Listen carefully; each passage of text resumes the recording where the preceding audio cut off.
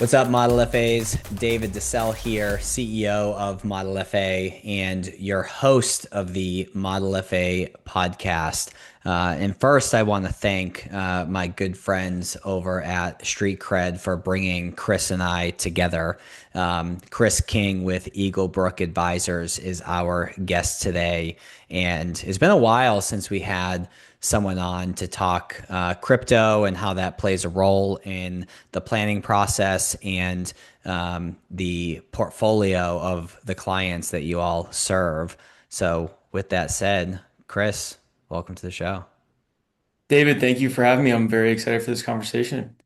Well, before we dive into what it is you actually do, how you're supporting firms that are out there integrating crypto into the planning process, I'm always curious about folks' backstory. So bring us back to maybe around graduation. I'm sure you didn't graduate college and start Eagle Brook. Maybe you did, but what were some of the steps in between that led you to do what you're doing today?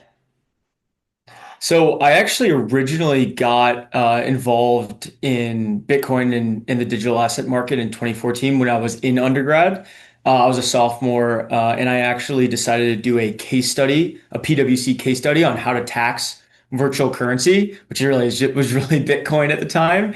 And as I did that, it really aligned with my interest in technology, economics, and finance. However, at the time, it was a $10 billion asset class. So I didn't see a huge career opportunity out of it, but it started me personally, getting interested in researching, getting skin in the game and investing, getting on crypto Twitter and networking with people that were also interested in Bitcoin and digital assets. And then I graduated in 2017, and that aligned with a large run up in the Bitcoin price. So from summer 2016, Bitcoin was around 500, and then it eclipsed over 20,000 in late December of 2017. So at that time, I had a lot of peers in the industry and decided to move into it full time. So I joined a firm called Morgan Creek Capital as a venture capital investor, and I was there for a little bit over a year, investing in picks and shovels, companies building exchanges, data companies, custodians, tokenization platforms, and we also invested in other funds. So that's really where I cut my teeth in the crypto space. But then, even taking it back further, my dad's a financial advisor. He's been an advisor for the past 37 years. So I grew up interning for him and working with him. And while I was at doing venture capital investing, I saw a very big gap in the market that was, underserved, which was helping financial advisors securely and compliantly access the Bitcoin and digital asset market. So that was really why I decided to start Eagle Brook. And I left to start Eagle Brook in May of 2019. And we publicly launched our Bitcoin investment platform in March of 2021. You buy Bitcoin down in or back in 2014 or just did some research on how to best tax it?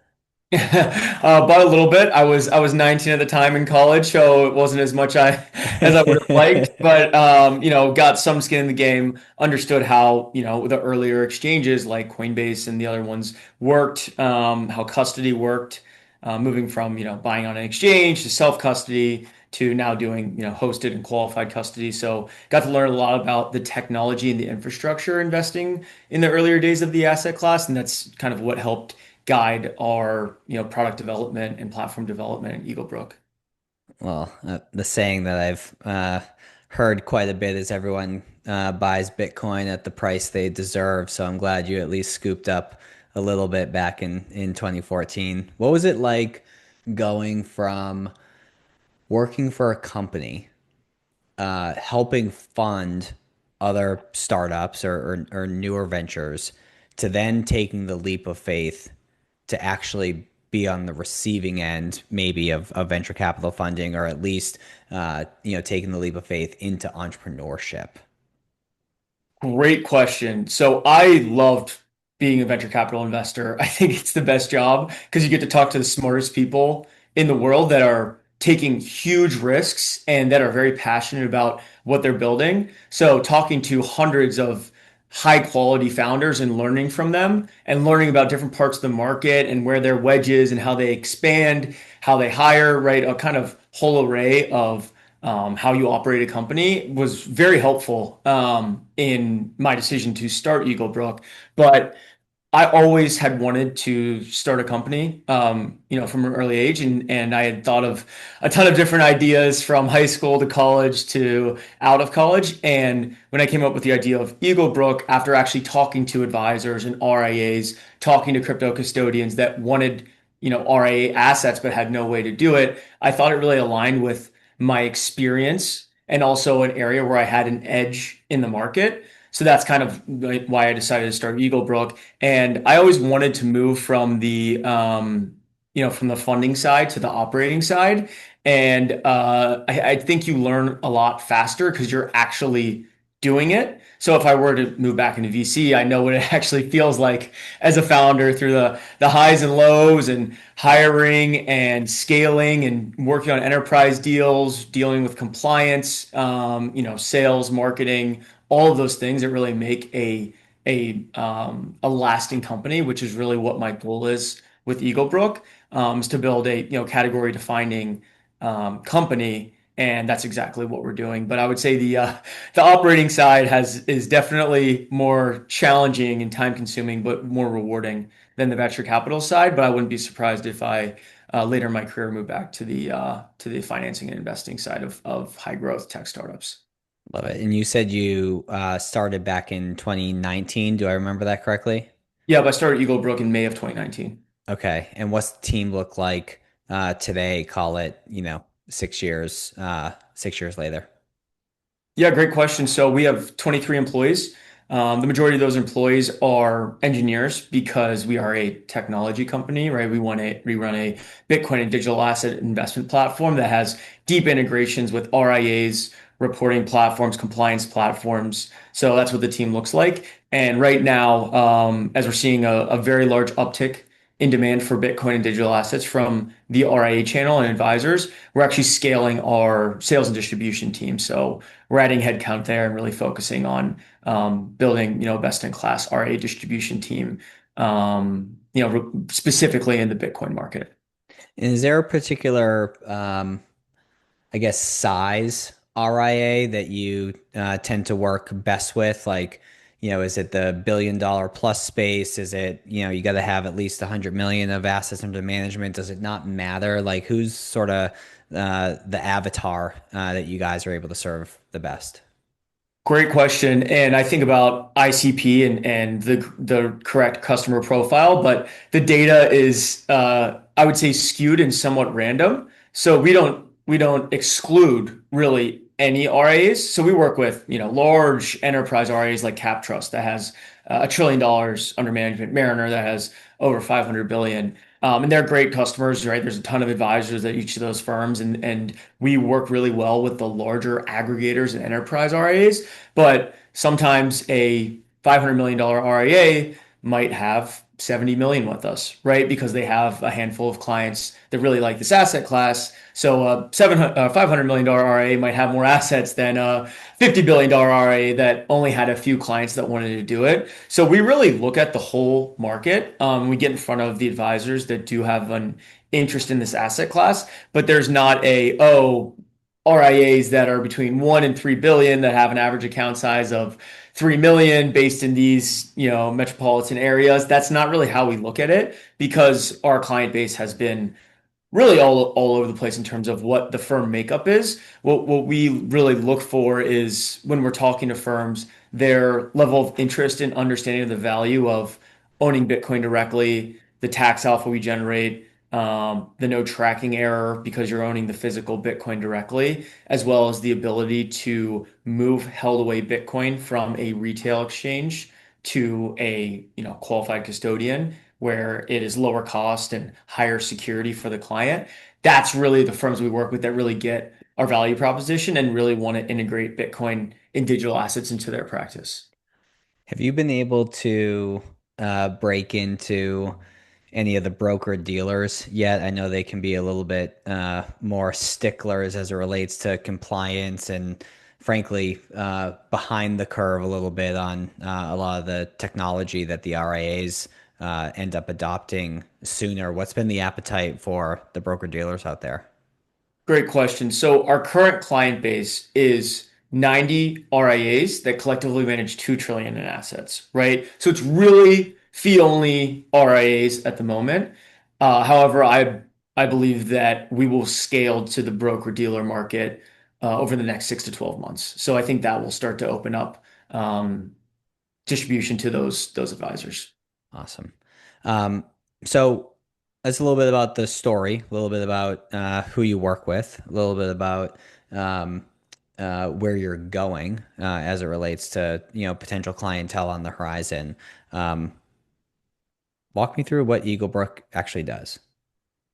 Yeah, so Eagle Brook is the preferred Bitcoin and digital asset investment solution for over 90 RIAs. And we are the preferred solution for three primarily reasons. One, and I would say this is probably the biggest differentiator and value proposition, is the automated tax loss harvesting system that we provide to advisors. And Bitcoin and Ethereum are taxed as property. So the wash sale rule does not apply to them. So the opportunities to generate tax alpha is fairly significant. How our system works is on a daily basis, we look at every client's tax lot. And if it is down more than 10%, we will sell and buy back that Bitcoin within 60 seconds. So the client materially owns the same amount of Bitcoin, but they have a 10% capital loss.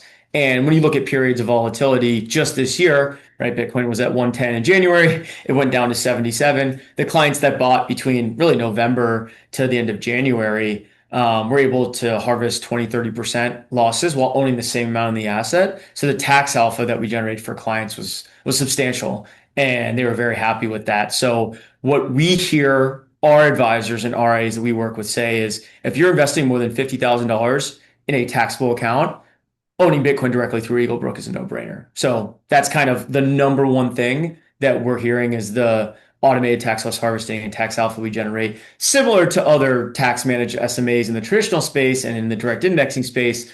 But because there's no wash sale rule, it is even more significant than those other asset classes and SMAs.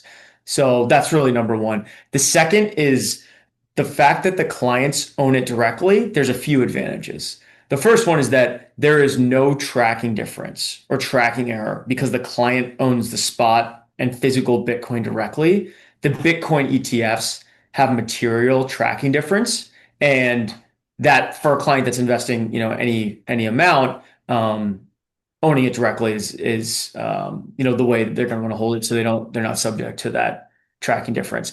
The other piece is when you buy the Bitcoin ETF, you're not buying Bitcoin, you're buying a tracking vehicle. It's really paper Bitcoin, and you can only sell to cash. With our platform, you can always redeem your Bitcoin. You can always take custody of your own Bitcoin. You can take it off our platform, move it to another platform. You can self-custody it. It's your Bitcoin. Whereas that's not possible to redeem in kind with the Bitcoin ETF. So that's another advantage for clients that do want to make a 3 to 5% allocation. They want to own it directly for the tax alpha. There's no tracking difference, as well as being not having to sell to cash if they do want to move the position or move it off platform. So that's kind of on the big difference between and value prop of the Bitcoin owning Bitcoin directly through Eagle Brook versus the Bitcoin ETF or other investment options. The biggest trend we're actually starting to see is our held away Bitcoin solution, which if you have a client that has Bitcoin on Coinbase or Kraken or some other self-directed exchange, we provide a solution for them to move it over in kind. That's a not taxable event that's then held in cold storage, legally segregated custody that's bankruptcy or remote, that's then integrated to your reporting system. So we're integrated with Adapar, Black Diamond, Orion, all the other major reporting platforms, so that it can be show up on your client's estate plan, wealth plan. There's TOD, and this is really important where the logins to those self-directed accounts, they're not great. They don't integrate with estate plans very well.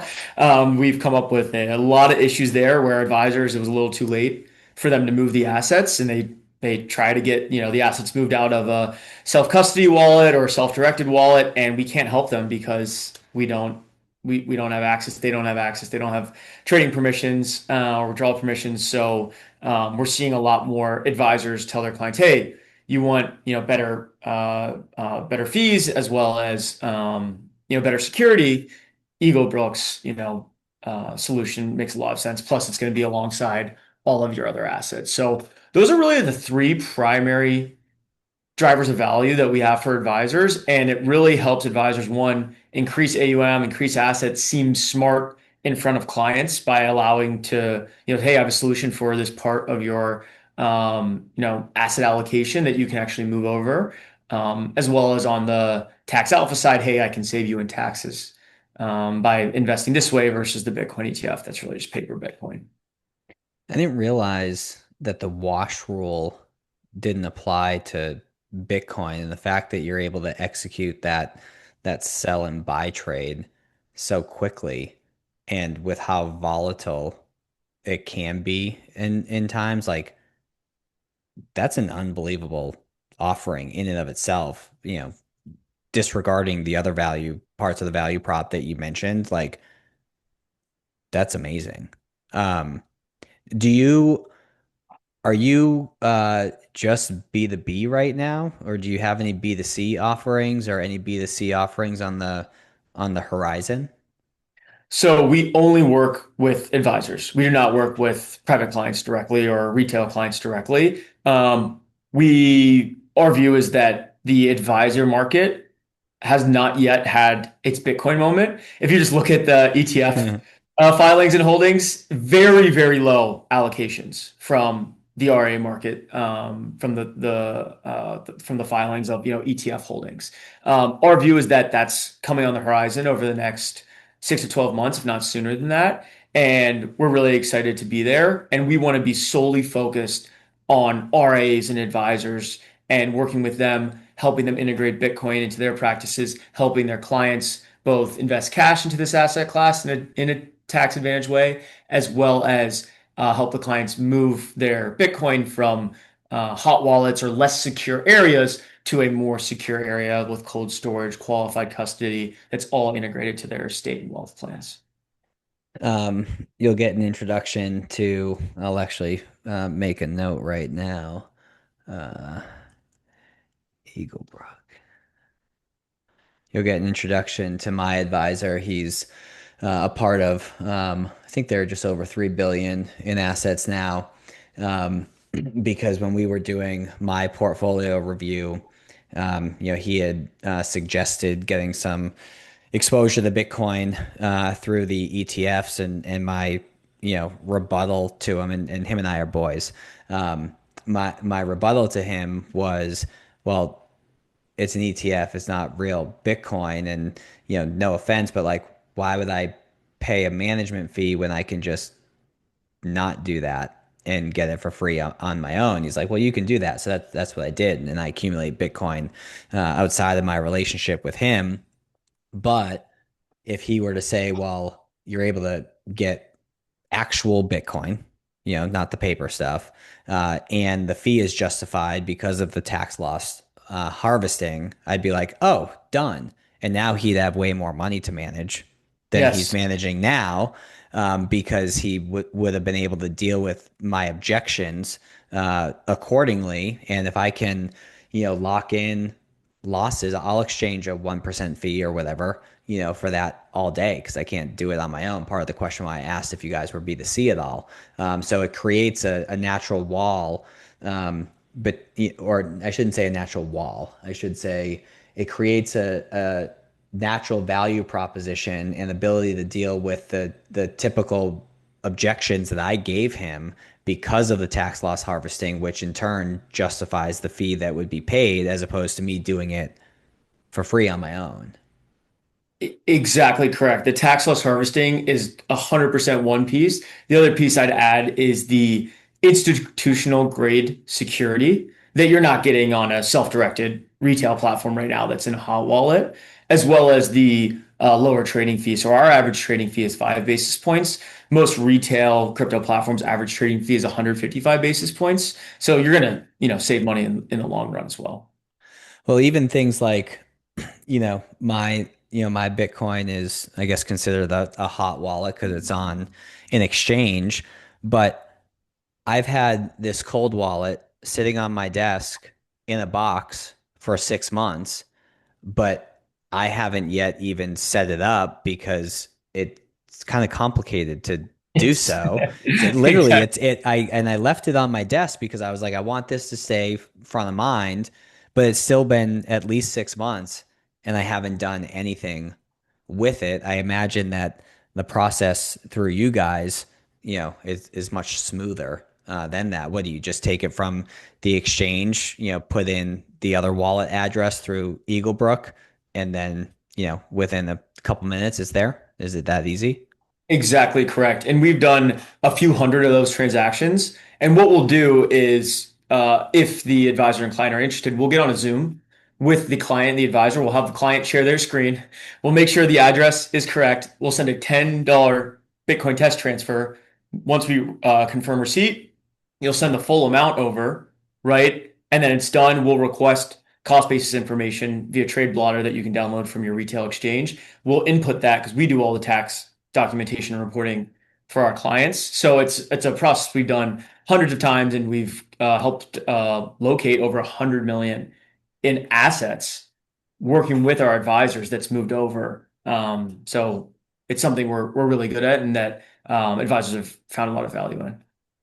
Um, I promise this question tees up my next question. How old are you? 30. 30. So I'm 35.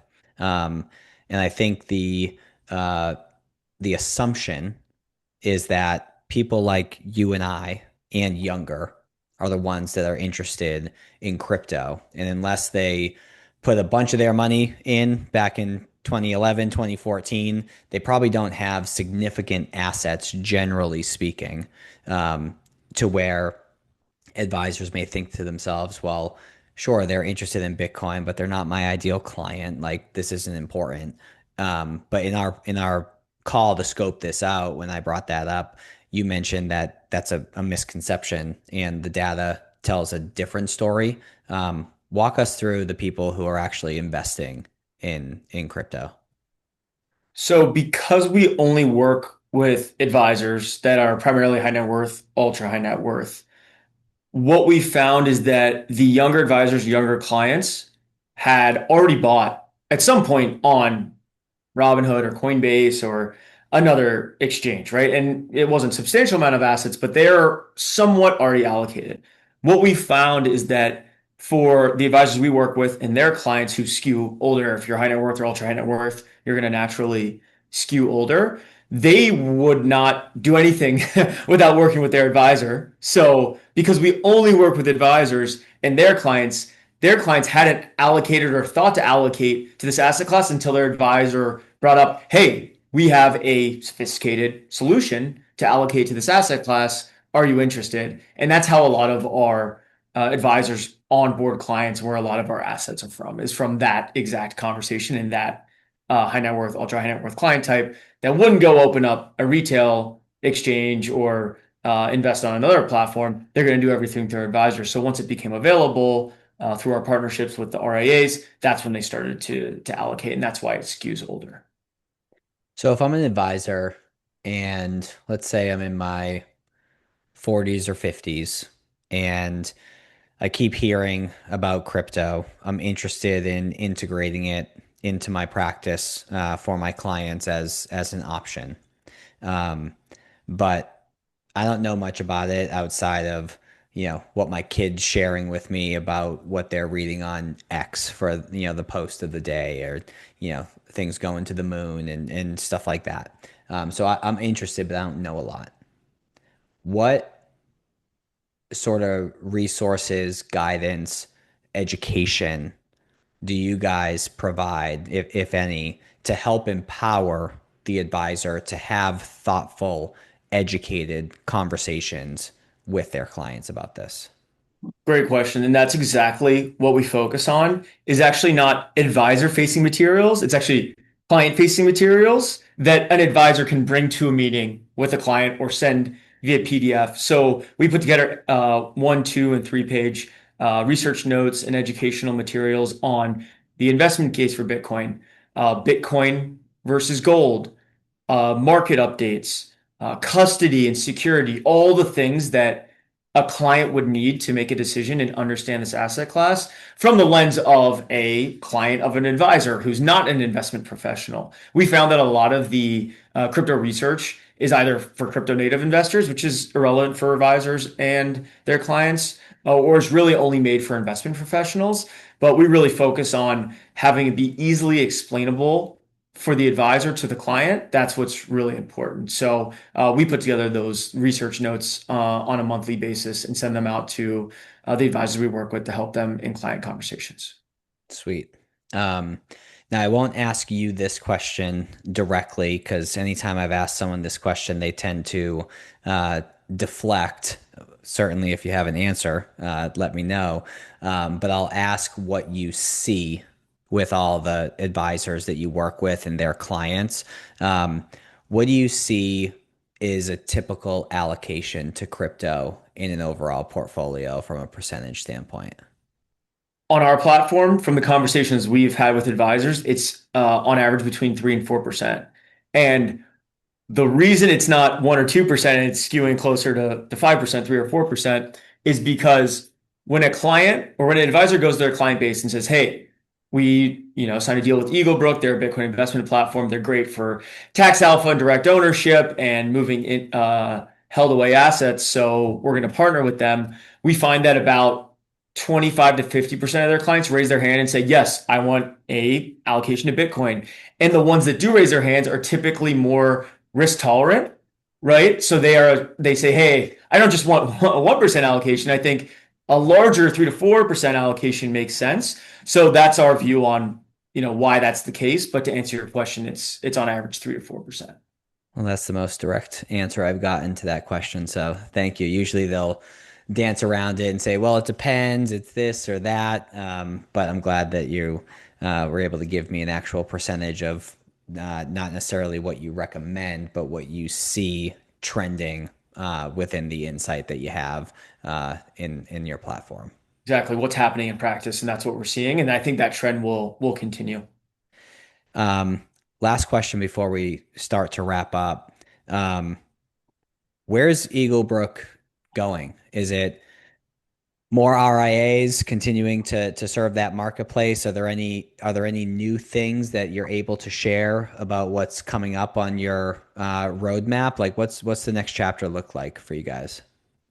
So I'd say our number one focus is scaling our sales and distribution team. Our view is that that is the most important thing. We have a really compelling product and technology and platform that over 700 advisors use now and are very happy, and 90 RIAs. But it's continuing to scale that to go from 90 RIAs to 100 to 200 to 500, to scale up to the BD market and eventually the wirehouse market. And our goal is to be, a $20 billion plus platform exclusively in the Bitcoin and digital asset market. We're roughly around 400 million right now, but our view is that as advisors start to allocate more and we increase adoption at our existing clients, as well as sign up new clients and go to upstream partners, that's a realistic goal over the next 10 years. So that's really where we're headed as a company. And then in terms of product development, there's things we're working on, like staking and potentially option strategies, things that our clients have asked for. However, what we want to anticipate demand, but we also don't want to build out products that aren't used. Hmm. So right now, we found that what most clients really want right now is Bitcoin or Bitcoin and ETH, bought long only, right? Passive, buy and hold for 10 plus years with the automated tax loss harvesting. Now, I think that's going to expand into multi-asset portfolios, active management, staking, concentrated Bitcoin positions, yield. All those things are coming down the line. However, right now, what we found is that 99% of advisors don't have a Bitcoin allocation. So we're trying to get that, chip away at that number. And I think as it trends towards the majority of them having a Bitcoin allocation, we'll be heading to that 20 billion in assets, and we'll have a wide array and strong product suite that ranges from tax loss harvesting to active management, multi-coin portfolios, yield, staking, and then options. Love it, dude. You built something impressive. It also is, it seems like you've done a good job taking how can I put this? The sketchiness out of the crypto space, particularly for advisors, where you're providing a more legitimate and trustworthy solution that is uh, transparent and stable, maybe is the word I'm looking for, where not only do clients look for that, but like the advisors are putting their neck out too, and they have a lot of reputational risk. And it seems like you guys have done a good job positioning yourself as a legitimate solution that isn't in the dark areas of the internet where crypto, frankly, was born to a degree. Um, I love it, dude. Yeah, that's exactly our goal, right? Eagle Brook is an SEC registered investment advisor, right?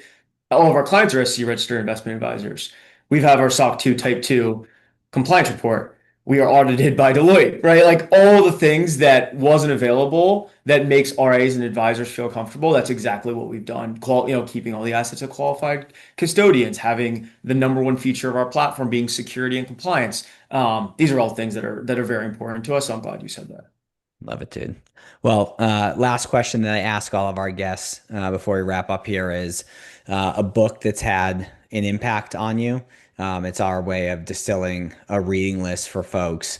Um, and the book that you chose, which usually I've either at least heard of or read, but you got me stumped. I haven't come across this book before. Lonesome Dove. What's the impact that that's had on you, and why'd you pick that? Yeah, so I'm assuming a lot of people pick more nonfiction or business books or Yep. biographies. That used to be the only thing I read from probably 15 to 25, and I love them, and I still read them on occasion. But I actually switched to primarily fiction and literature a few years ago. I just think it's really interesting, and it relates a lot of things to real life, and I enjoy it more. But I picked Lonesome Dove. So Lonesome Dove is a 900-page Western epic. It's a fantastic book. It was written in 1985. And why I think it had such an impact is how well the writing is, as well as the characters development. They felt very real. And it's a real lesson on how to live a good life and what it means to live a good life, right? Do you want to be more stoic and more disciplined? Do you want to have a more balanced life, right? What things can look like if you go on either ends of those spectrum, and really, what it means to persevere through challenging times. That's really what the book's about. They're doing a cattle drive, really the first cattle drive from Texas to Montana, and all the things they experience along the way, how they handle adversity, how they overcome, kind of how determined they are, and how to live a good life. So I highly recommend it to anyone. It's very accessible. Anyone looking to get into American literature, it's I would say my number one recommended book. Love it. Well, Chris, this has been wonderful. If I am listening to this and intrigued, like I personally am, where can I find you? Where can I go? Where can I learn more? And where can I connect with you guys? So you can go to our website. It is eaglebrook.com, and you can submit, a form, a contact, and we'll get back to you, typically within a few minutes. And if you're interested in reaching out to me directly, my email is cking@eaglebrookadvisors.com. Please reach out to me directly if you have any questions or want to set up a personal demo of our investment platform. Awesome. Well, for everyone tuning in, would highly encourage you to go at least take a peek and hop on the demo, see if it could be a fit for your business and, of course, your clients. But as always, I appreciate you all tuning in and listening. And Chris, really appreciate your time today. Thanks for joining, and Congrats on all the success so far. What's most cool about it, though, in my opinion, is you're just getting started. So I'm excited to be a part of your journey. Thank you for having me, David. I appreciate it. Awesome. Take care. Take care. Thanks.